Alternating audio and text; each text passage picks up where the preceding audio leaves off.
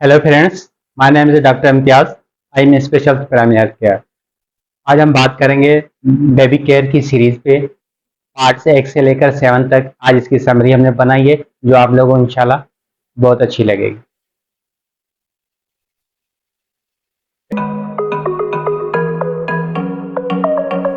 पैदाइश के बाद बच्चे की ज़िंदगी के 24 घंटे खतरनाक क्यों होते हैं, कौन से पैरामीटर होते हैं और पैरामीटर क्या होते हैं, जिससे हमें क्या पता चलता है। पैरामीटर वो चीज़ें होती हैं जिससे हमें इंडिकेट होता है कि बच्चा हेल्दी है या अनहेल्दी है, जिससे हमें पैरामीटर से पता होता है। इसीलिए ये इंपॉर्टेंट होती है 24 घंटे देखना।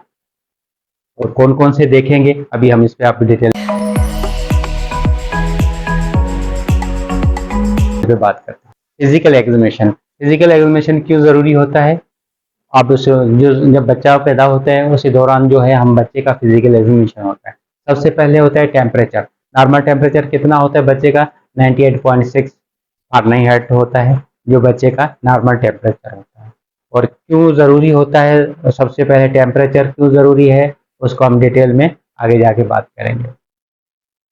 और उसके बाद आता है बच्चे का लेंथ, जिसको हम हाइट भी बोलते हैं। अब इस तरीके से आप घर में बच्चे को लिटा के, अगर आप घर पे है तो आप इस तरह बच्चे को लिटा के इस तरह पाँव से सर तक आप इसको चेक कर सकते हैं। इससे क्या फ़ायदा होता है बच्चे का, जब आप चेक कर लेते हैं फिर 2-4 महीने के बाद फिर पता चलता है कि बच्चे की ग्रोथ हो रही है नहीं हो रही। बच्चे को जब चेकअप करते हैं या वैक्सीनेशन कराते हैं उस दौरान इसकी बच्चे का हाइट वेट दोनों चेक की जाती है, जिससे पता चलता है बच्चे की डेवलपमेंट हो ये रहे नहीं, आगे जाके ये पता चलता है। इसका नॉर्मल जो होता है 18 से 22 इंच की नॉर्मल इसकी रेंज होती है। फिर आते हैं इसके बर्थ वेट की बात करेंगे। बर्थ वेट का कितना 2.5 से लेकर 4 kg, जबकि बच्चा हमारे पास एवरेज जो आती है 2.5 से लेकर 3 kg तक बच्चे की एवरेज होती है। लेकिन 4 kg ज़्यादातर जो फॉरेन के बच्चे जो होते हैं उनमें ज़्यादा 4 kg तक वेट आ सकता है। या कुछ वो बच्चे होते हैं जिन्होंने जो ये डायबिटिक मदर होती है, या जो जीन्स में अफेक्टेड बच्चे जो पेरेंट्स जिनों के उसके जो पहले से मोटे होते हैं उसकी बच्चों में ये आ सकते हैं उनमें। और हेड सर्कमसिशन इसकी जो नॉर्मल साइज जो होती है 15 से अपना 33 से लेकर 35 सेंटीमीटर होती है और 13 से 14 इंच से होती है। इसमें 2 कंडीशन होती है, कम भी हो सकता है और हाई हो सकता है। वो हमने इसकी डिटेल पहले से बता चुकी है। लेकिन कम हाई में ये होता है कि बच्चे का ब्रेन का जो डेवलपमेंट होती है और रुक जाती है, जिससे बच्चा के सर छोटा हो जाता है। हाई में जो हाइड्रोसेफलिस हो जाता है, जिससे बच्चे का सर या कोई भी ट्यूमर या कोई इंजरी हेड इंजरी हो जिससे सर बढ़ जाता है। पल्स होती है जो बच्चे का नॉर्मल 120 140 है, जिससे अगर कम हो जाए या हाई हो जाए वो इंडिकेट करता है कि बच्चे में कोई प्रॉब्लम होता है। दूसरा इसमें ऑल पार्ट्स देखे जाते हैं। ऑल पार्ट्स इसलिए इम्पोर्टेंट होते हैं कि उस वक्त हम बच्चे में पता चल जाएगा बच्चे में कोई एबनॉर्मलिटी, आइज हो गए, ईयर, नाक, लेग्स, पूरी बॉडी हो जाती है एकदम। और जितने भी इसके पार्ट्स हैं सारे चेक किए जाते हैं कि बच्चे में नॉर्मल है। अक्सर जैसे सीपी चाइल्ड बच्चे होते हैं उनमें एबनॉर्मलिटी आ जाती है, कभी लेग्स में और हैंड में उनके होते। और बायों को आते बच्चों में जो है कुछ ऐसे बच्चे हज़ारों लाखों में कोई ऐसे बच्चे 2-4 होते हैं जिन्हों का बाय जो है रेक्टम जो होता है उसकी जगह जो है वो ब्लॉक होती है, जिससे बच्चे को चेक करने के बाद इनिशियली पता चल जाएगा कोई बच्चे में एबनॉर्मलिटी तो नहीं है। इसके लिए ज़रूरी होता है चेक करना ये।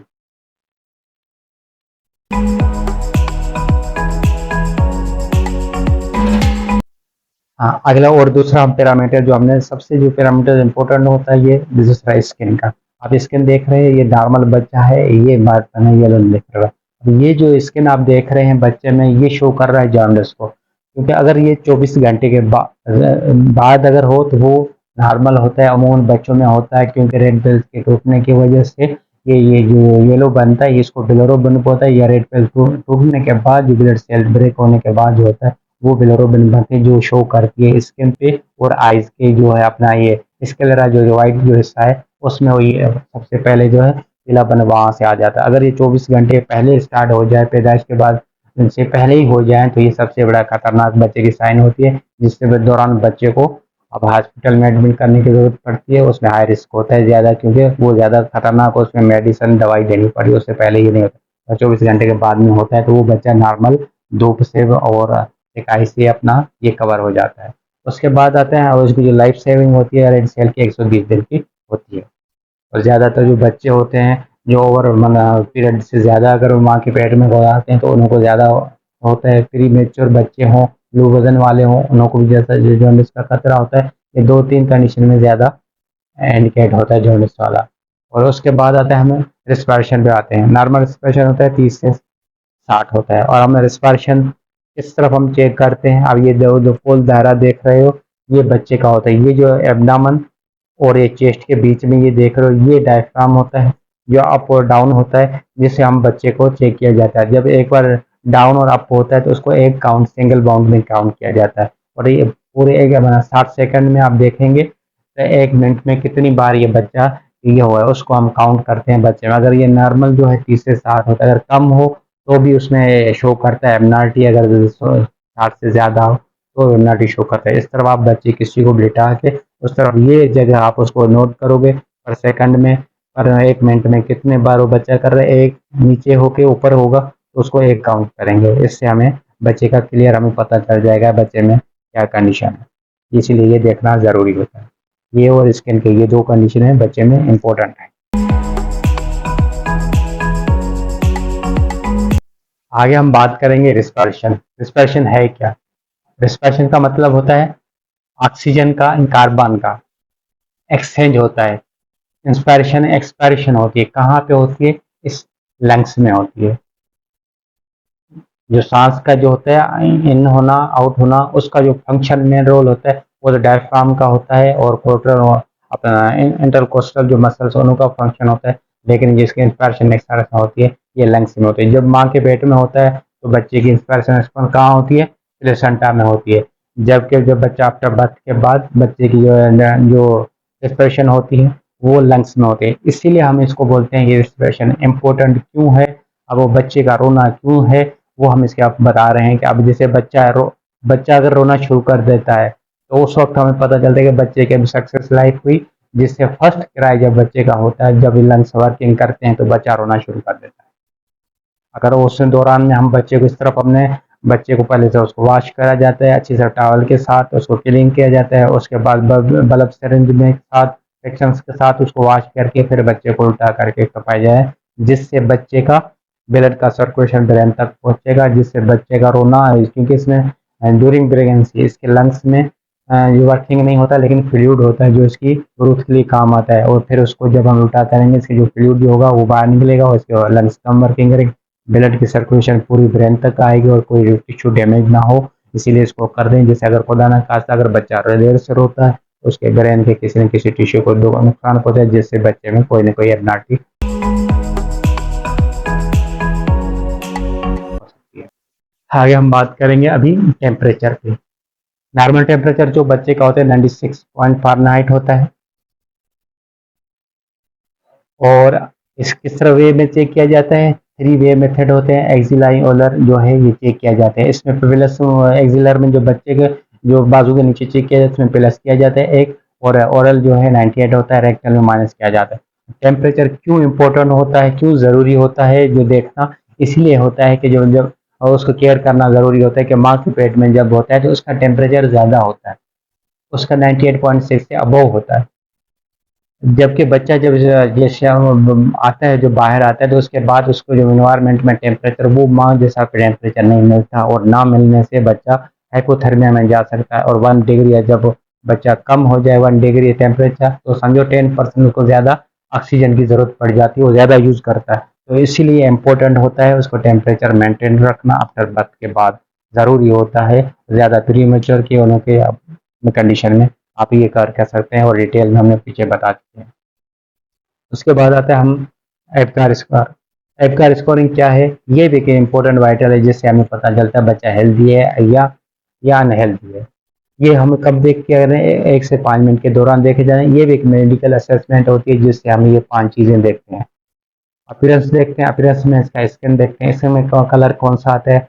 अब ये लो अपना ब्लू पेल है तो इसको हम 0 पॉइंट करते हैं। अगर वो 1 पॉइंट आता है, इसमें पिंक ही आता है, इसको 1 पॉइंट करते हैं। इसमें पिंक पूरा पिंक बॉडी होगी इसको 2 पॉइंट करते हैं। इस तरह से पहले से आता है एब्सेंट है 0 है उसमें आता है, और 100 से कम है तो 1 पॉइंट है, 200 से वो 140 है तो इसमें 2 पॉइंट देते हैं।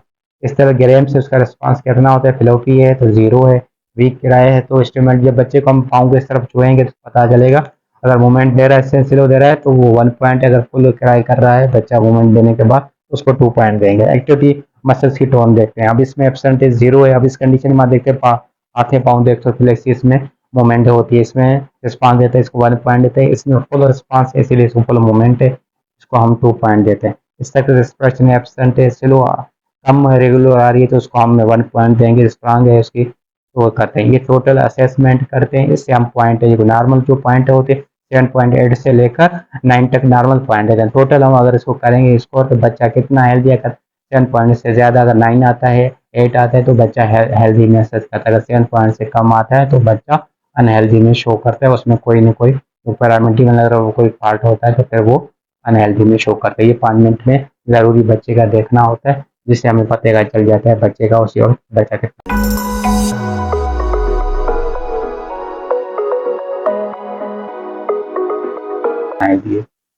अभी बात करें बेबी का स्ट्रक्चर के बारे में इनसाइड ऑफ मदर।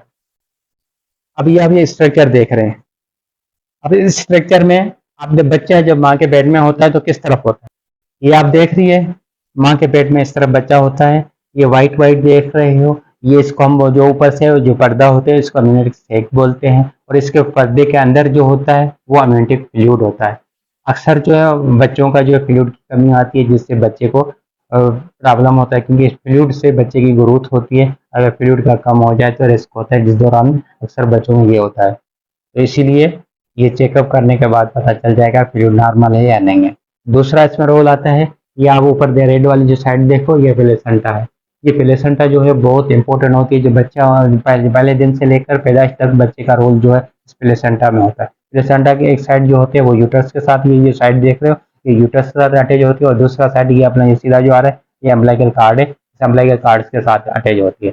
इसके अम्बिलिकल कार्ड के जरिए ऑक्सीजन, कार्बन, न्यूट्रिशन जितना भी सप्लाई करती है बच्चे को इसके जरिए करती है। और ये प्लेसेंटा का मेन रोल होता है बच्चे को स्टार्टिंग में जो खुराक जो बच्चे की जितनी खुराक का होता है ये करता है, और सबसे बड़ा कि प्लेसेंटा ऐसी हार्मोन्स पैदा करती है जिससे बच्चे की ग्रोथ होती है वो होती है। और एच से जो वोमेंटिंग और नाजिया होती है वो भी एच की वजह से ही वोमेंटिंग आती है, ये शो करता है वो, जिससे अगर वो इंडिकेट करता है कि बच्चा जब बच्चा होता है तो उस दौरान वोमेंटिंग या नाजिया स्टार्टिंग में जब आती है तो वो इसकी हार्मोन्स की वजह से इंडिकेट करता है। तो ये अम्बिलिकल कार्ड है, ये जो है पूरा सॉफ्ट है, इसमें आर्टरी वेन होती है जिससे ऑक्सीनेट और डीऑक्सीनेट ब्लड जो है फिल्टर कहाँ से होता है, यहाँ होता है। जैसे बच्चा बर्थ के बाद लंग्स में फिल्टर होता है, लेकिन ड्यूरिंग प्रेगनेंसी इसका फिल्टर जो है इस प्लेसेंटा में होता है।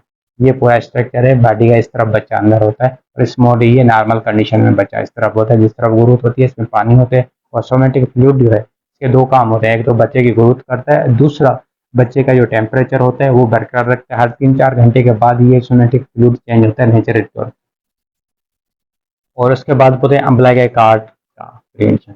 अब अम्बिलिकल कार्ड की बात करेंगे हम, अम्बिलिकल कार्ड की हीलिंग कैसे होती है। 1 से 3 हफ्ते के दौरान ये अम्बिलिकल कार्ड है, इसकी हीलिंग 1 से 3 हफ्ते में अंदर होती है। इसको हम किस तरह से वॉश किया जाए, क्लीन करें, इस पर साफ साफ करना है। जब भी हम इसका डायपर चेंज करें उसका हट के बाद इसको हीलिंग करना है, क्योंकि इसमें ज़्यादा इन्फेक्शन होने का खतरा होता है, जिसके लिए बच्चे को फ्लूइड पानी यूरिन बच्चे का लगेगा जिससे इन्फेक्शन का खतरा होता है। उसको बचाने के लिए हर डायपर के बाद हम इसके साथ वॉश करेंगे। ये जो 1 हफ्ते से 3 हफ्ते में ये क्लीन है। ये आप कंडीशन देख सकते हैं, पहले ये ऐसी कंडीशन में होता है, बाद में खुश्क हो जाता है, खुश्क होने के बाद रिमूव होता है, ये पूरा नॉर्मल आता है।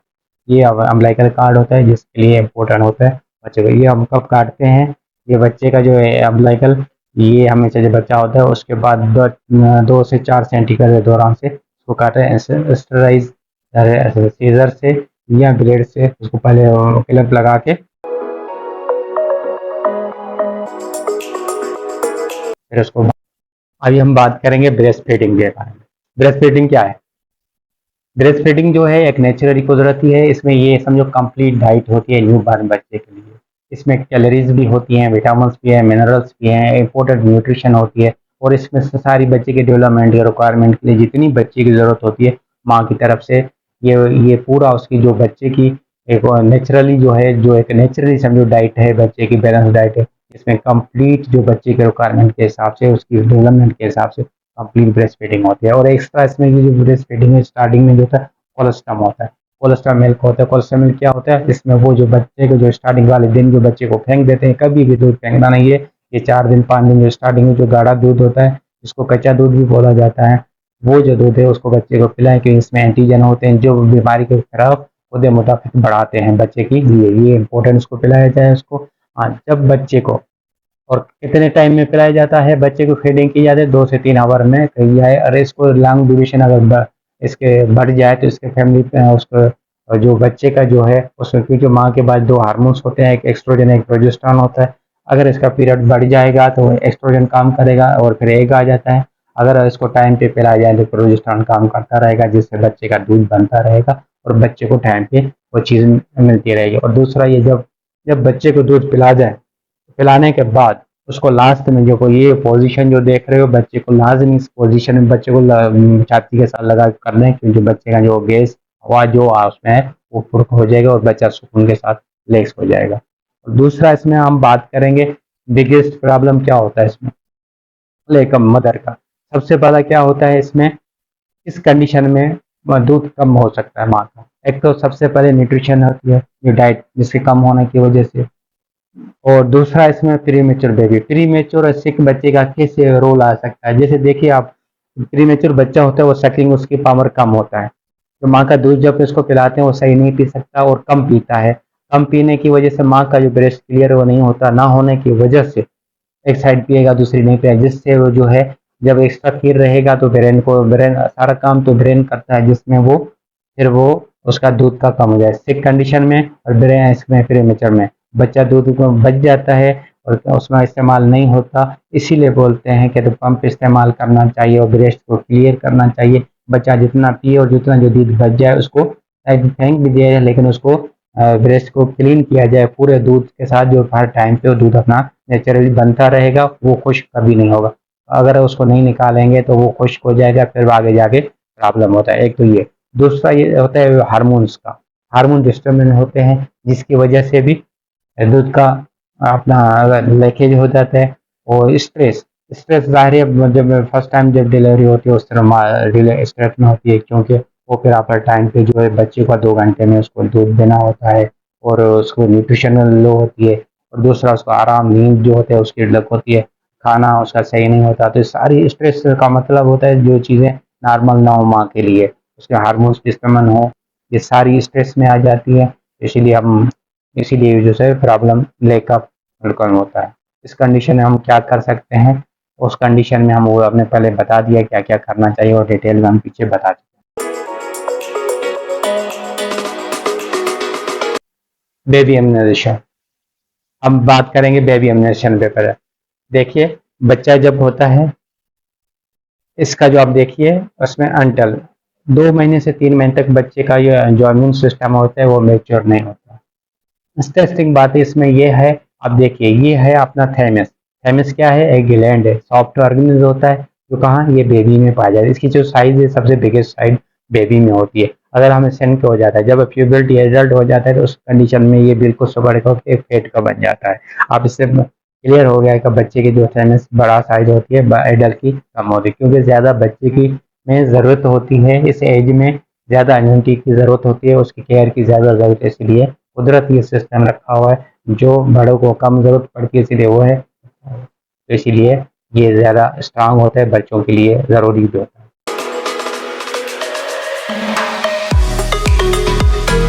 चलिए आगे हम बात करेंगे इम्यूनाइजेशन पे। इम्यूनाइजेशन क्या है भाई, इम्यूनाइजेशन एक प्रोसेस है लाइफ सेविंग का, जिससे हम बच्चे के बच्चे को, अपनी लाइफ को, कम्युनिटी को, अपना अपनी फ्यूचर को ये हम सेवियर कर सकते हैं। अपनी लाइफ को, कम्युनिटी को, ये पूरा इन्वायरमेंट को आप इससे कर सकते हैं हम केयर। किस तरफ कर सकते हैं, अब जैसे बच्चे को वैक्सीन लगे, हेपाटाइटिस टीका ये आप शेड्यूल हैं टीके हैं एट बर्थ में जो हम लगाते हैं, ये BCG OPV एट बर्थ लगाया जाता है। और 6 वीक में OPV रोटावायरस से पेंटा जो है 5 टीके, और पेंटा में 5 टीके होते हैं जिसको DPT, और हेपाटाइटिस B और हिप वैक्सीन जो 5 वायल ऐसे वायल में होते हैं, रोटावायरस होते हैं जो हम 6 में लगे हैं, और PCV ये आपका डोज में आते हैं। फिर इसका जो PCV के आपके 3 टीके लगते हैं, पेंटा के भी 3 लगाए जाते हैं, 3 विजिट होते हैं, 6 हफ्ते का, 10 और 14 हफ्ते का, समझो 1.5 महीने या 2.5 और 3.5 महीने तक ये इनका कोर्स होता है। और OPV के 2 होते हैं। थर्ड डोज IPV के भी 2 डोज होते हैं जो थर्ड 14th वीक 2.5 महीने 3.5 महीने के बाद लगाया जाता है IPV, और 9 महीने में लगाया जाता है। ये आपका शेड्यूल है।